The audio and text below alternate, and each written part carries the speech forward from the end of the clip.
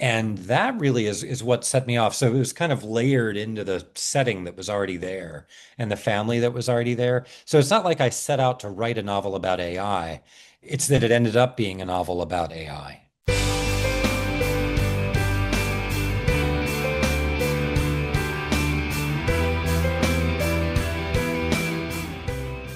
Welcome to our latest episode of Book Reporter Talks To, where our guest today is Bruce Holsinger, and we are going to be talking about his latest novel, Culpability, which is an Oprah Book Club suggestion.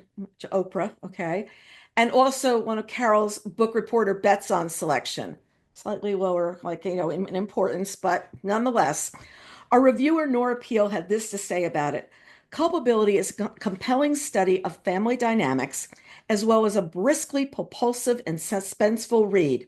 The twists at the end of the book come thick and fast, and even if not all of them will come as a shock to every reader, at least one of them certainly will. And with that intro, welcome, Bruce. It's so good to be in conversation with you again. Yeah, thank you, Carol, for having me back. So I normally start with authors telling me about the book, but let's go to different tack this right now. Let's talk about the call from Oprah. And when Yeah. Oprah called you to say that you were going to be her summer, not just her July, her summer book club selection, what was that like? Where were you, and did you believe it? Yeah, actually, I didn't believe it. To answer your last question first, I was in because I had just written this book about artificial intelligence. So my assumption when someone calling herself Oprah Winfrey calls me and first of all, calls me at all, and then tells me she's chosen her book, I just assume this is deep fake. Some really cruel author friend of mine is doing this. I don't have many frenemies, but who knows? Um, So and then very quickly that was dispelled. But I was up in DC actually. I was a judge this year for the Penn Faulkner Awards, and I was there for the awards banquet. And I was just in my hotel room, and I had already had a phone call set up with my brilliant publicist Nicole, and it was set up for 2 o'clock. And it was supposed to be on Zoom. She texts me a little bit before and says, "Look, my Zoom is screwed up. You're going to get a phone call. You might not recognize the number. Just make sure you pick up." No problem. And so she knew what was going on. Everybody at the publisher knew already. And then I get this phone call, and I said, "Bruce," and it didn't sound like Nicole. And I said, "Hello," and she said, "Oprah Winfrey calling." And I just paused and said, "Oh." And I was so in shock that I even got dragged a little bit for it on Instagram for sounding so unenthused because I was so In shock. completely in shock. Like, this is not happening to me. So, and then I wish I remembered every detail of the phone call, but she, told me what was going on and how much she loved the book. And from the beginning, she knew it in such detail. That's what Yeah. really way. She knew every character. Then when I went on the CBS show with her and Gail King, Gail brought a copy along with like 50 yellow stickies in it. She'd read it so carefully and knew Yeah. it so deeply, and it's just been an absolute thrill ride. I just can't believe it. Yeah, So and it's one of those moments where you say, wait a second, someone like Oprah really got my work, and now I'm really discussing it in depth. And I hope I yes. remember everything Gail has flagged. I Yeah, hope I remember all these pages, but exactly. such a wonderful experience. I'm so happy for you, really. But I can Thank you. picture thinking it's the AI voice. So it's like, Yeah, I okay, know, let's I put me know. on. I still think this is a simulation, right? Yeah, this is all like, is this really my wife? Let me just Right. see. Exactly. Okay, so now we'll back up and tell us about culpability. Just give us like your elevator pitch. Yeah, yeah, which changes every time I talk about it. So, yeah, Culpability is a contemporary novel about a family that's kind of going through a crisis. It begins with this family of five in a minivan. They're going out to a lacrosse tournament. The older son's last lacrosse tournament. He's a big lacrosse star about to go off to college. They get in this really bad car accident, and the twist initially is that the car is in autonomous mode. It's in self-driving mode. So an AI is driving the car. Charlie is at the wheel. His dad, Noah, is sitting next to him, but he's busy on his computer on a legal memo. Two little sisters are in the back on their phones. And the mom, in the other opening kind of inciting twist, is Lorelei Shaw. And she is a world leader in the field of artificial intelligence and the ethics of artificial intelligence. And so from the very beginning, we have this awful accident, this head-on collision. that, with this oncoming car. And the question of culpability, guilt, responsibility is shared by everyone who was in the car and every member of the family over the following weeks and months starts thinking about their own responsibility for the accident. And then, of course, there's the question of the culpability of the AI system. Mhm. So it really is a novel about moral responsibility in the age of artificial intelligence, in a world newly enlivened by AI chatbots, by autonomous cars, by autonomous drones, smart homes, and so on. And it's asking us to think about, in the course of what I hope is a very suspenseful family drama, asking us to think about these moral questions as well. Yeah, and you're sitting there, wait a second, what did happen here? Who is responsible? Where does, so what drew you to want to write about AI? It's the hottest topic out there for sure. But Yeah. you started writing this not 20 minutes ago. The book's been germinating for a while. Yeah, So for a tell us few about years. that. Yeah, so it started. The inspiration for the book actually was the setting. Most of the book takes place at this house on the Chesapeake Bay where the family goes to recover from the accident, and there they happen to be next door neighbor. Not happen to be, you learn, but they're next door neighbors with this tech mogul named Daniel Monet. Um, and my family had gone down to the Chesapeake Bay during the pandemic for a few days of R&R, just to get out of the house. And we were right next door. There was a pretty rustic area, but we were right next door to this compound. And I saw a helicopter land on the helipad. It just was very out of place. And I really wanted to set a novel there.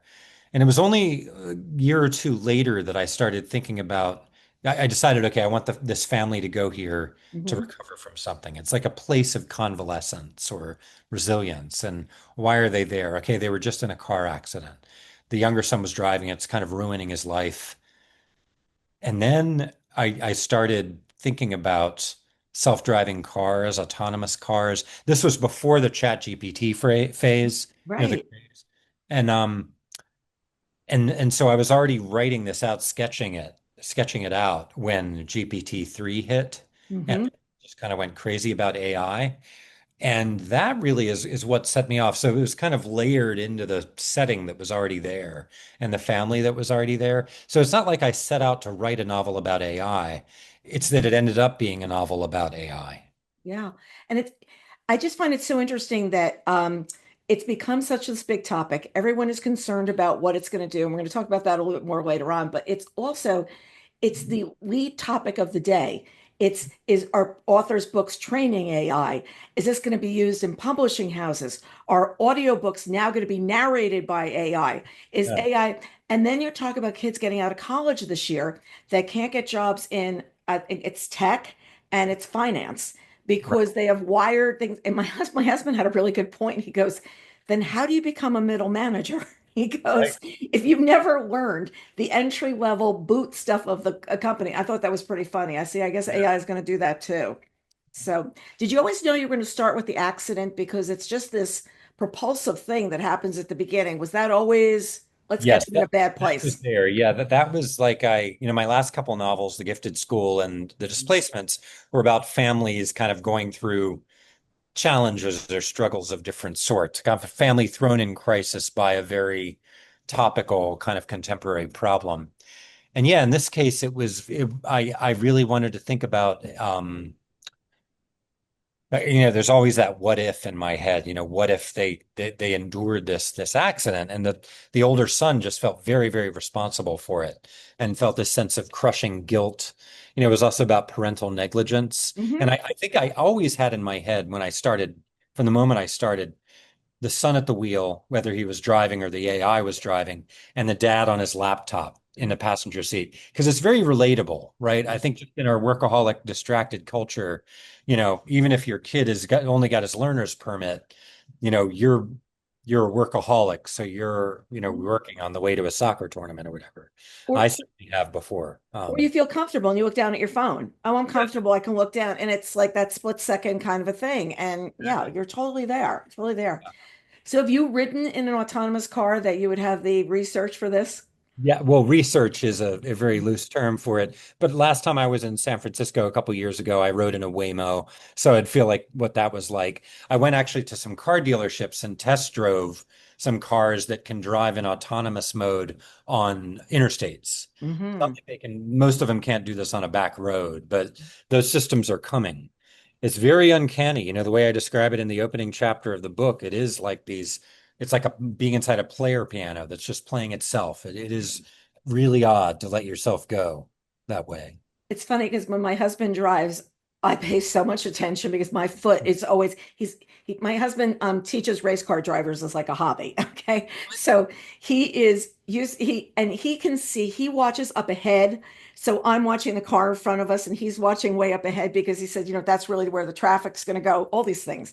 And I wear out the right hand brake pedal on my side of the car, the Oh my imaginary God. brake Yeah, yeah. pedal. And he's always teasing me. So I said, I don't know if I could be in one of these cars. And I said, because I still think I'd be hitting the brake on my side of the car. Yeah, He laughs absolutely. all the Yeah, time. my wife is the same way. She's like, I can feel her in the passenger seat. Like, Uh, you might want to slow down. There's a, yeah, yeah. yeah, So, I see this. I see that there like are an all these AI. memes about this, and there are all those little short videos on Instagram. And I said, yep, they're all me. They're all me. Yeah, So exactly. would you want to own one? Would you feel like you want to own one? I don't know. The thing is, I definitely am I strongly believe in the statistics of things, Mhm. and I think I would want to own one in a few years because they're much safer than us. Yeah, that's like the There's intention. there's always going to be awful accidents involving autonomous vehicles, but good Lord, I mean, I know how tired I can get. I know how distracted I can get.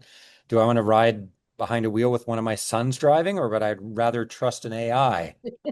I Yeah, mean, come on. not so sure, not so sure. Like what we should do, there's almost happening around it. It's happening fast and furiously, and I feel like it's so much quicker than the birth of the internet about 30 years ago, which I started this company about 29 years ago.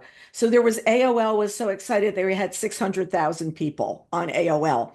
And that progression seemed to go like this, like, just going up slowly. This feels like we're on this rocket ship Yep. going up. And Hockey. it's a real hockey stick, exactly. And everybody is figuring out how to use it. I mean, you teach at the University of Virginia, and you're sitting there like, okay, who wrote this? You have to Right. be Exactly. Yeah, yeah. And we're, get brilliant overnight. anyone who teaches writing in the humanities these days, it's just a huge challenge to figure out what to do, how to be responsible to our students without punishing them for Mhm. taking advantage of a technology that just seems obvious that they should be using. So, but should they and how should they be using it? So we're doing a lot of experiments with, much more in-class writing, different kinds of assignments that get them to take a critical stance on large language models. Yeah, it's a challenging moment. It's a challenging moment, but it's also sometimes I'll take something that I've written and I'll run it through ChatGPT and just say, like, oh wow, that sounds a little bit better. Oh, but that's not the way I would say that. But you really did kind of get, and it's a lot of time it's voice, tone, and attitude. And Yeah. can it replace your voice, tone, and attitude, which is what I always feel like on our site? That's the difference. Anybody can write about books. It's the way you do it. And you just wonder if that's what's going to happen. Yeah, So yeah, exactly. you've got this great quote at the start of the book where you talk about how the family is like an algorithm. And I'm going to quote here. Family is endlessly complex, yet adaptable and resilient. Parents and children working together as parts of an intricate and coordinated whole. Sure, there might be some bugs in the system, a glitch or two, but if you simply tweak the constraints from time to time, the constants from time to time, life will continue to unfold in its intricate yet predictable patterns. So let's talk about that because it's Yeah. true. It is exactly what's going on all day long. You know? Well, now, and that passage, to be fair, that is Noah, the main character of the narrator of the Right, novel, right, remembering something that Lorelai once said, right, his wife, his brilliant wife. So he's thinking Lorelai believes that a family is like an algorithm. It's predictable. Things might change from time to time, but as long as the constants stay the same, we can tweak the variables. right, A family is like an algorithm. A family is like an algorithm. A family is like an algorithm until it isn't. right. Right. And that's Noah is so he's characterizing her point of view. So he doesn't believe it for a minute. I mean, and so the prologue is written kind of retrospectively from his point of view after everything has happened. Right. novel, and he's, talking about his brilliant wife who just has faith in the algorithm. Right. Faith in the algorithm.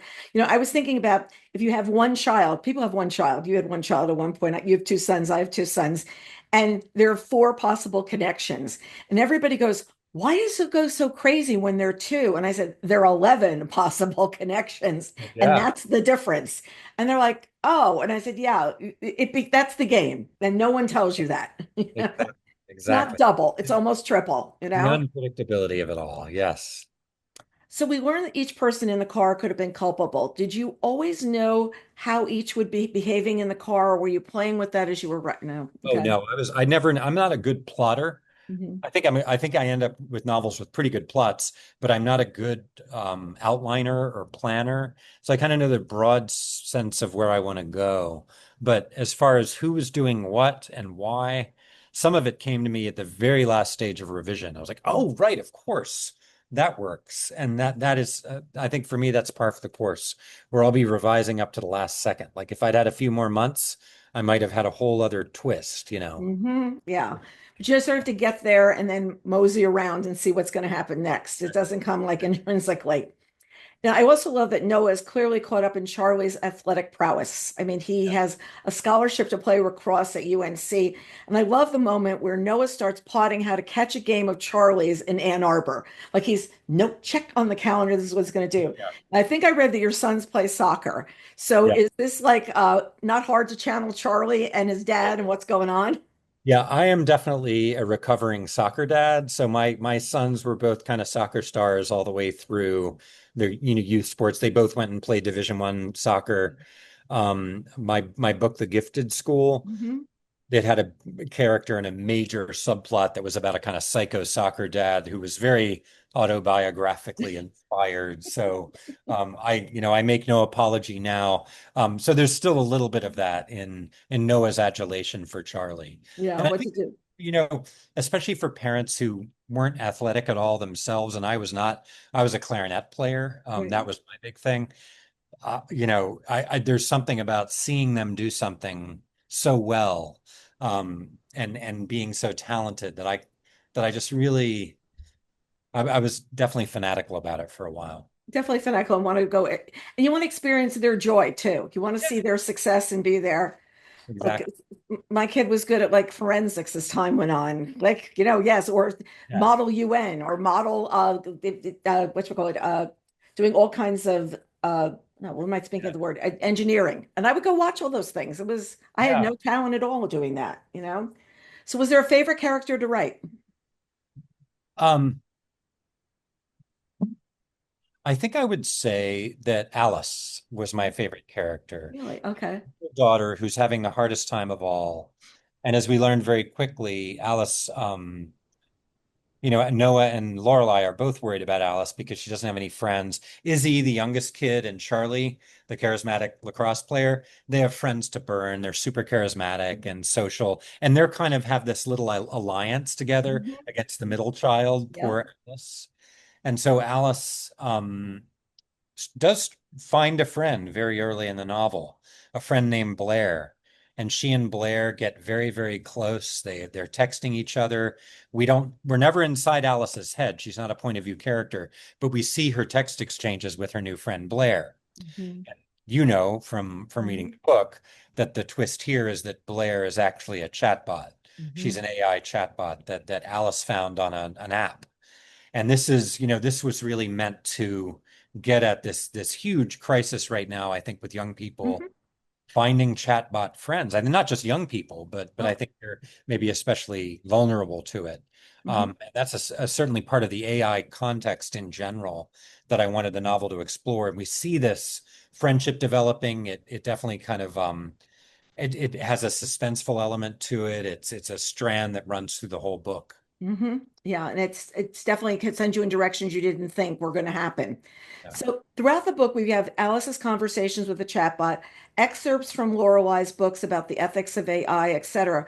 Were they always there, or what spurred you to add those in later on? Was a conversation with the editor, or just wait a No, that second, was I do fine. this? Yeah, Mhm. and definitely weren't there from the beginning. this novel came to me in a thousand pieces, I swear. I initially started writing it from Lorelai's point of view. That didn't work. I switched back to Noah, but I switched back to Noah in third person. And then a friend convinced me to switch Noah to first person. And then I started writing in present tense. And then I added Lorelai's voice in her book. That was a moment of epiphany. The chatbots came later. And in fact, I only had three or four of those conversations. And then my agent read the first draft and she said, "We need more bot. We need more, put more bot in there." Because she loved that element of it. Mhm. And then, you also get another number of other elements, like a New Yorker interview with the Yes. tech mogul Daniel Monet, kind of a fake New Yorker interview that I wrote up, and then what else? Like a piece of congressional testimony. Yes, yes. So you've got all these pieces. They're going. I really like the part where you were doing about Monet, and he's trying to figure out who is this man? Who is this Yeah. man? And I love the guy's name because we think of Monet as being the flower garden, and you think Yeah, about the beautiful drawings, and you're like, well, who is this man? What is this man making? Is it good? Is it bad? What is happening with what he's creating? And exactly. I really love that part because I was sitting there going, there's something going on here. Because of course you'd want to look this person up and say, who is he that has this chopper landing, making all this noise all the time? And is you're talking about something that too has become so big is it's all about tech. Like tech is like ruling the world. And Chris Pavoni's written a book recently where he said it used to be New York was a city of artists, and now it's tech bros and bankers Yeah. and financiers, and that's it. And all the money is controlled by people who have these kinds of talents or luck or being in the right moment at the right time, something like that. Well, And there's still a lot of artists in New York. Do you know Bianca Bosker's incredible book, Get the Picture? no, no, no. God, I'll send you a link to it. It's just an Yeah. absolutely brilliant book about the New York art scene. I loved it. But you Yeah. know what? It's harder to live here. It's harder to Yeah, be that's true. an Yeah. artist in New York right now. It's more than just waiting tables. It's like the apartments have been priced out and all this because people have moved in with so much money. And the tech money wasn't around 30 years ago. I mean, this obscene amount of money that people can have the helicopter landing, and all these, different things going on. So you've read about privilege. What intrigues you about writing about it? Because you did really good job about writing about it again on the landing pad and what's going on with the beautiful food and the beautiful people. Yeah, yeah. Well, I think for me, I always like to read books about privilege and especially about little pins poked in the balloon of privilege. Hmm. So for me, there's nothing better than a fall from grace or from a mountaintop or whatever. I'm a medievalist, so I believe in that wheel of fortune. Sometimes you're way at the top of it, sometimes you're at the bottom. Yeah. And I like to watch that wheel go. So What ends up happening? I just read the book about Condé Nast, the book that just came out, I think yesterday. And I worked there for 17 years. And it's so much fun to see what this author is seeing about the company and how it changed and what happened along the way and how you went from this to here, like you're not quite mentioned in the same circles the same yeah, way exactly. anymore. Very interesting as life has changed. What I also loved is about page 310. Noah talks about compensating for Lorelai's needs and requirements. And I Yes. love that piece because he really understands her. He understands what he gives her as much as what she gives him, but he understands nurturing her. And he actually uses that word of nurturing her. I believe it's like a violet. And remember, you're not just a gearhead. You have the PhD, but he's taking care of her and nurturing her. And I thought Yeah. that was such a brilliant passage. Oh, thank you. Well, he understands how to take care of her and he comes to understand his role. But one of the tensions in the novel is he doesn't really understand her. He doesn't understand her mind. Hmm. Doesn't understand a lot of what motivates her. There's a lot of things that she's kept secret from him and Right. intentional. And Yes. those might I don't want to spoil anything, but those might involve all kinds of things. Hmm. Love or some kind of something going on with her work or everything. So the novel kind of pulls this rug out from under him. And where is her brain and her brain power going to send her? Is it a direction she wants to go in? She going in that direction for what reason? Very, very interesting because there's a whole other can of wax, ball wax that happens there and going, oh, wait, what's going on here for her, Exactly. Exactly. Yeah, yeah. And you've got money, you've got comfort, you've got this, but then what else is going on? Right. So you've got these section titles. I love them. Glitch, interface, cipher, entanglement, containment.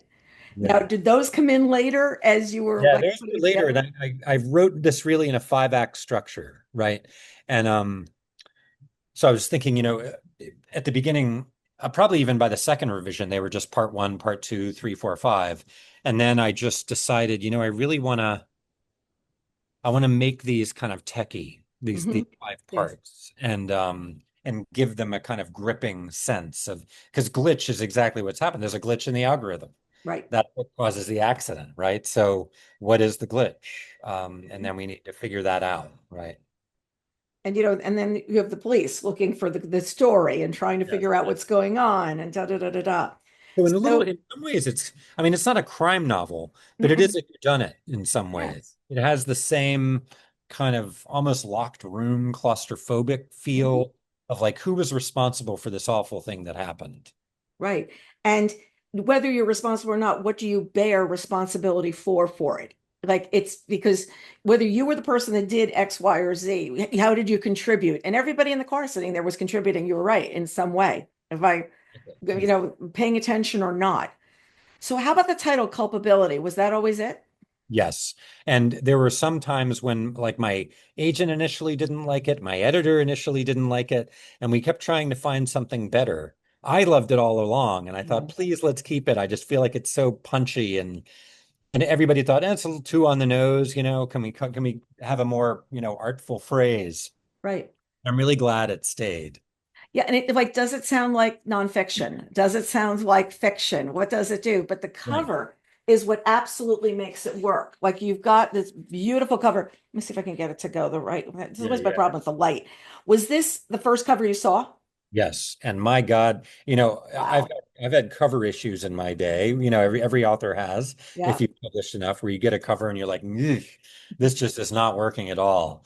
Um, and in this case, it popped up on my phone, and I actually started crying because I Mm. felt like this is the most beautiful thing. This gets the book in such Yes. a profound way. And I just think they did such a great job with it.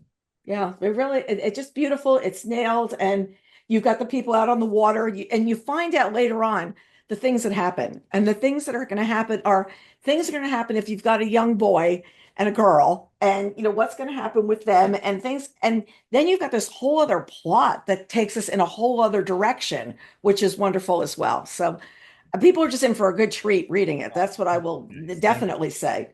So the audiobook's narrated by Stacy, Carolan, and January LaVoy. Did Yes. you pick them? Did you what, and Yes. how do their voices intertwine? Who's who or what's They what? are just brilliant. So January reads the Lorelei passages, the passages from Lorelai's book, beginning with the epigraph, right?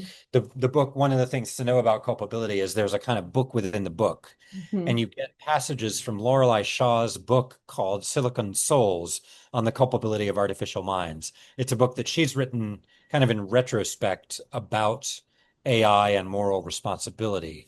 And I wrote them kind of in this haunting. I wanted them to be kind of haunting, and the way January reads them is so spot on. They're just kind of dark and cold and wonderful.